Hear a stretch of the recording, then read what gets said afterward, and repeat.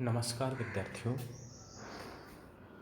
हिंदी साहित्य बीए तृतीय वर्ष के प्रथम प्रश्न पत्र में जो आठ कवि की रचनाएं संकलित हैं, संगृहीत हैं, उनमें पहले कवि हैं अयोध्या सिंह उपाध्याय हरिऔध, जो द्विवेदी युग के प्रमुख कवियों में हैं।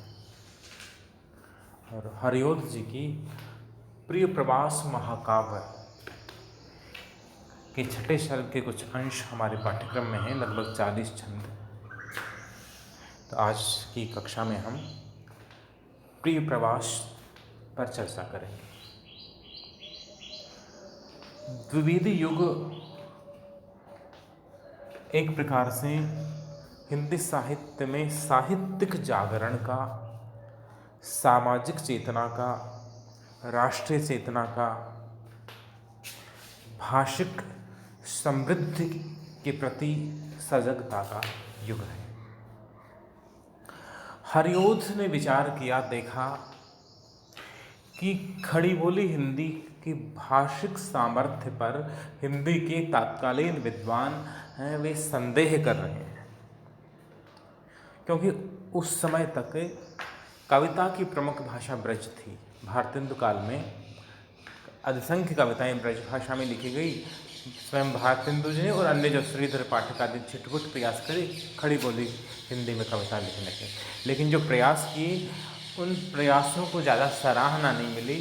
खड़ी बोली हिंदी में एक खरापन, एक खड़ापन, एक कठोरता, एक काव्य के प्रति प्रतिकूलता सी प्रतीति है, और उस समय के विद्वानों को हुई। इसलिए खड़ी बोली हिंदी पर संदेह व्यक्त किया गया कि इसमें अच्छी कविता नहीं हो सकती।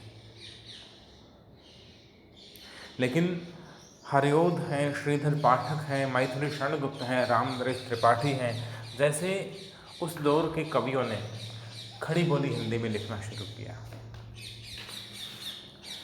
श्रीधर पाठक खड़ी बोली में उस समय अपनी रचनाएं प्रस्तुत कर चुके थे,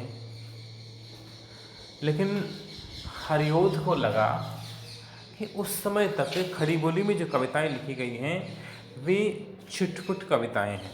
हालांकि मैथिली शरणगुप्त जी अपना प्रसिद्ध खंड काव्य है जयद्रथ वध 1909-10 में लिख चुके थे। 1912 में भारत भारती भी प्रकाशित हो चुकी थी।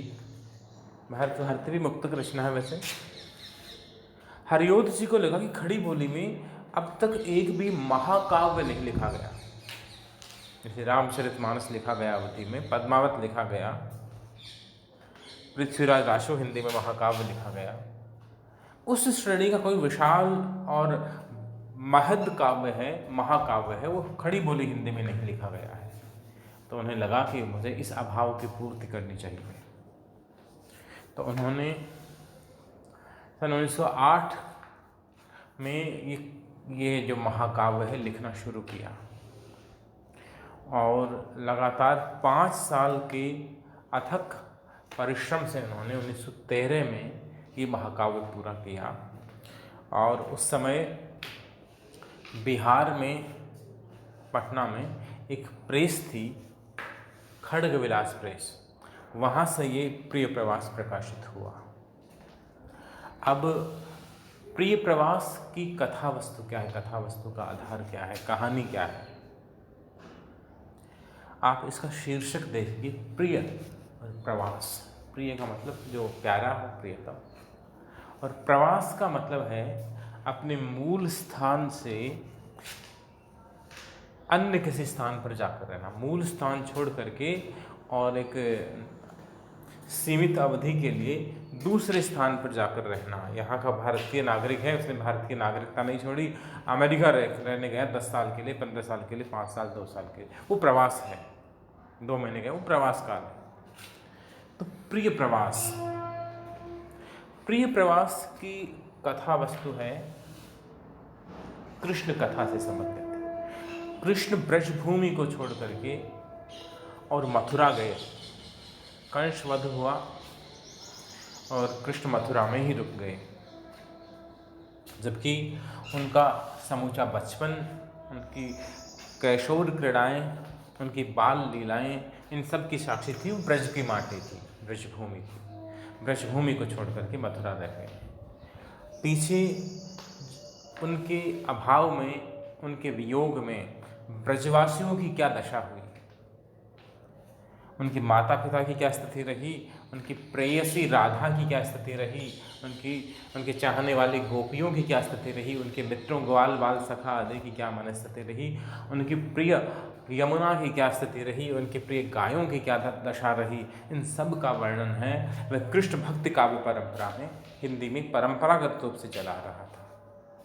हरिओध जी ने इसी कथा को उठाया और उन्होंने मूल कथा में कोई बड़ा परिवर्तन नहीं किया, लेकिन मूल चरित्रों में थोड़ा सा अंतर ला दिया, परिवर्तन ला दिया, युग सापेक्ष बदलाव कर दिया। हरिओध से पहले तक कृष्ण थे, वे दैव चरित थे, दिव्य चरित थे, अवतारी पुरुष थे, विष्णु के अवतार हैं वे, चाहे वे सूर्य के कृष्ण हों या रसखान के कृष्ण हों या अन्य कृष्ण भक्त मीरा आदि के कृष्ण हों, वे अवतारी पुरुष हैं, वे चमत्कार करने वाले हैं। हरिओध के समय तक धार्मिक पुनर्जागरण हो रहा था और हरिओध जी इसके प्रति सजग थे, तो उन्होंने कृष्ण के चरित्र में मूलभूत परिवर्तन ये किया कि परंपरागत रूप से कृष्ण का जो चरित्र था वह विष्णु के अवतार का था, दिव्यता वाला था, उसे हरिओध ने दिव्यता से दैवीय पुरुष की अपेक्षा महापुरुष के रूप में परिणत कर दिया। कृष्ण एक महापुरुष हैं, समाज सेवक हैं, राष्ट्र सेवक हैं, देश प्रेमी हैं, प्रकृति प्रेमी हैं, सुधारक हैं और वे सबकी मदद करते हैं, सबका हित करते हैं, इसलिए वे सबके प्रिय हैं।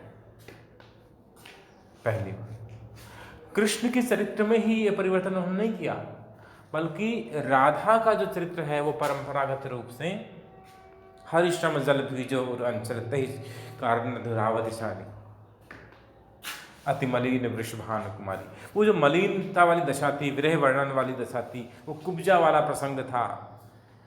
तो हरिओध जी को बहुत सारी चीज़ें अनावश्यक लगे कि इस पे हम 200, 300, 400 साल तक कविताएं लिखते रहे हैं, अब राधा के चरित्र में मौलिक परिवर्तन होना चाहिए जो युग की मांग हो। युग की मांग है कि महिलाएं हैं वे आंसू बहाने की अपेक्षा घर से बाहर निकलें, समाज और राष्ट्र निर्माण में अपना महत्वपूर्ण योगदान दें। तो हरिओध जी ने न केवल कृष्ण चरित्र में बल्कि इस महाकाव्य की नायिका राधा के चरित्र में भी मूलभूत परिवर्तन ला दिया। राधा भी वहाँ विरहिणी नारी नहीं है, विरहिणी है लेकिन केवल विरहिणी नारी नहीं है, केवल अश्रु बहाने वाली नहीं है, बल्कि वे भी लोक सेविका हैं, देश प्रेमी हैं, समाज प्रेमी हैं, प्रकृति प्रेमी हैं, लोक हित के लिए व्यक्तिगत हित का बलिदान करने वाली हैं। तो त्याग, बलिदान और आदर्शों की जो स्थापना थी वह द्विवेदी युगीन कविता की बजाय विस्तार देने से साहित्य की, चाहे गद्य हो, तो ये जो दिव्य प्रेरणा है, लोक वृत्ति है, लोक संपृक्ति है, ये उस युग की मांग थी, युग की मूलभूत विशेषता थी। तो यहाँ भी कृष्ण और राधा के चरित्र में मूलभूत परिवर्तन करके हरिओध जी ने ये अपने कविता के स्वर में परिवर्तन कर लिया।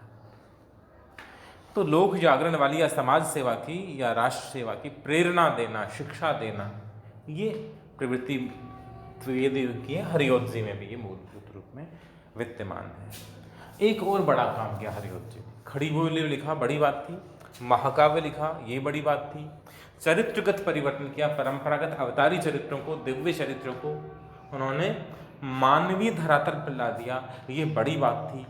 लेकिन एक और बड़ी बात थी रचना विधान, छंद। हिंदी के जो परंपरागत छंद थे वे या तो हिंदी में स्वयं विकसित हुए, कविता आदि, कविता सवैया वगैरह, इसके अलावा छिप्पई वगैरह हैं, कुंडलिया, ये हिंदी के परंपरागत छंद थे। दोहा वगैरह हैं, चौपाई हैं, ये अपभ्रंश से उससे पूर्व प्राकृत से, इनसे चले आ रहे थे। लेकिन संस्कृत के जो वर्णवृत्त थे संस्कृत के जो छंद थे, विशेषकर जो वर्णिक छंद हैं, मालिनी, द्रुत, विलंबित आदि, इनमें हिंदी में कविताएं नए के बराबर लिखी जा रही थी। हरिओद जी ने ये किया कि खड़ी बोली के सामर्थ्य को सिद्ध करने के लिए उन्होंने संस्कृत निष्ठ पदावली में, तत्सम पदावली में संस्कृत के वर्ण वृत्तों का, द्रुत, विलंबित, मालिनी, वसंत तिलिका, मंदाक्रांता, शिखरिणी आदि जो संस्कृत के जो छंद हैं, उन छंदों में ये प्रिय प्रवास महाकाव्य लिखा। अद्भुत प्रतिभा थी उनमें, भाषा पर अनूठा अधिकार था हरिओद जी का।